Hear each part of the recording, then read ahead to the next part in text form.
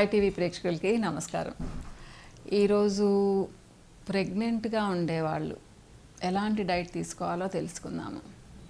So clients అడిగారనే కాదు, నాకు కూడా చాలా ఇంట్రెస్ట్ ఈ టాపిక్. ఎందుకు అంటే ఈ రోజుల్లో చాలామంది ముఖ్యంగా జాబ్ చేసే అమ్మాయిలు డైట్ గురించి పెద్దగా కేర్ తీసుకోవడం లేదు. ఏదో ఒకటి తినేద్దాంలే అనుకుంటూ ఉన్నారు. ఒక తల్లి బిడ్డకు జన్మనిచ్చేటప్పుడు ఆ బిడ్డ ఎలా పుడుతుంది అనేదంతా ఆహారం మీదనే డిపెండ్ అయి ఉంటుందా. మెయిన్లీ ముఖ్యంగా మీరు ఎంత మంచి ఆహారం తీసుకుంటే మీ మూడ్ అంత బాగుంటుంది, అంటే మీ ఎమోషన్స్ అంత బాగుంటాయి, మీ మెంటల్ కండిషన్ అంత బాగుంటుంది. దానివలన చాలా హెల్తీగా బిడ్డ పుడతారు. కాబట్టి ప్రతి ఒక్కళ్ళు కేర్ తీసుకోవాలి. ఒకప్పుడు అంటే ఆడవాళ్ళు పెద్దగా బయటకు వెళ్ళేవాళ్ళు కాబట్టి ఇంట్లో అమ్మమ్మలు, నానమ్మలు, అమ్మలు కేర్ తీసుకునేవాళ్ళు. ఈ రోజుల్లో ఆ పరిస్థితి లేదు. ఎంతోమంది అమ్మాయిలు ఒంటరిగా వస్తూ ఉంటారు, మామ్ ఇలా బాగలేదు, అలా బాగలేదు. నేను పెద్దవాళ్ళనైనా పిలిపించుకోవచ్చు కదా అంటే కూడా చెప్తూ ఉంటారు, వాళ్ళకి వాళ్ళ పనులు ఉంటాయి మేడం అని చెప్పేసి.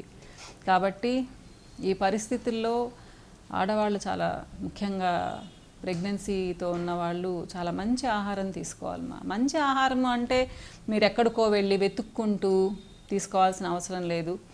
మనకు దొరికేవే, మనకు ఈజీగా దొరికే వాటితోనే మీరు కొంచెం చేంజ్ చేసుకున్నారు అంటే చక్కగా మంచి హెల్దీ బిడ్డకు జన్మనివ్వచ్చు. సో అలాంటి ఆహారం గురించి తెలుసుకుందాము. నేను చాలా సింపుల్గా చెప్తాను, ఇదేం టఫ్గా కూడా ఉండదు.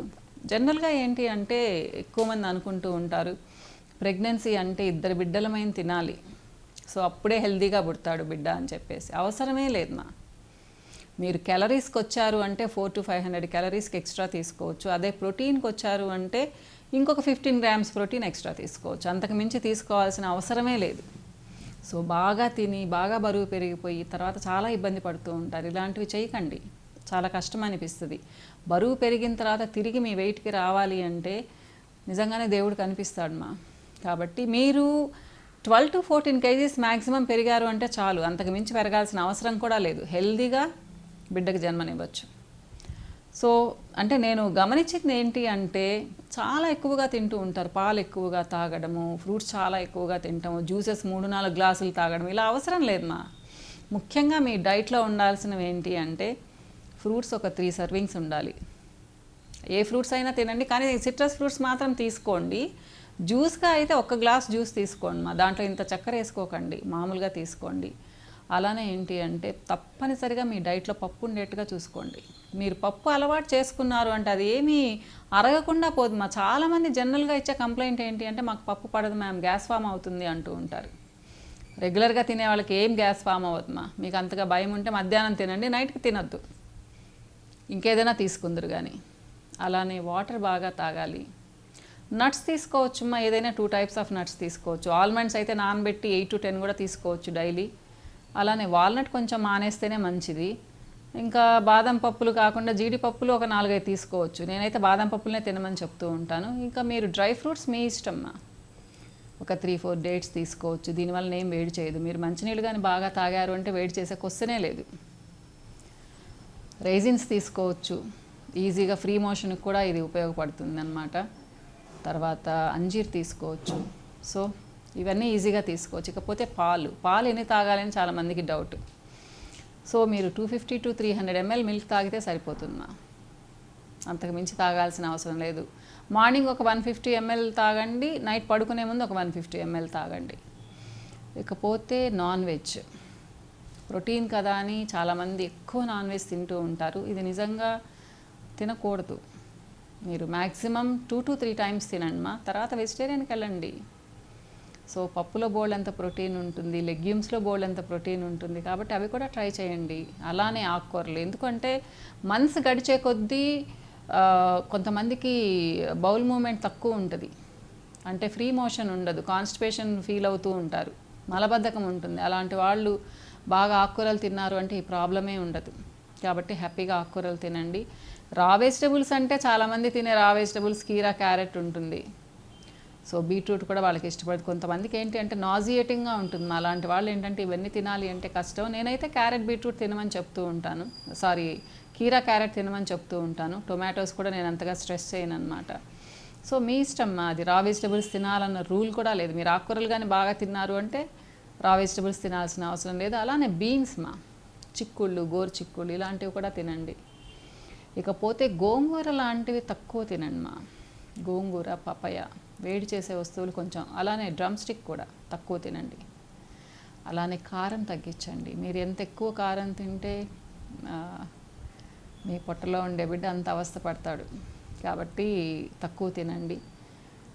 ఇక ఉప్పు నార్మల్ ఇక మనసు గడిచే కొద్దీ మీరు ఎంత ఉప్పు తింటే బాడీలో అంత నీరు వస్తూ ఉంటుంది. ఎడీమా, ఫేషియల్ ఎడీమా వస్తుంది చాలామందికి, బాడీలో ఎడీమా వస్తుంది.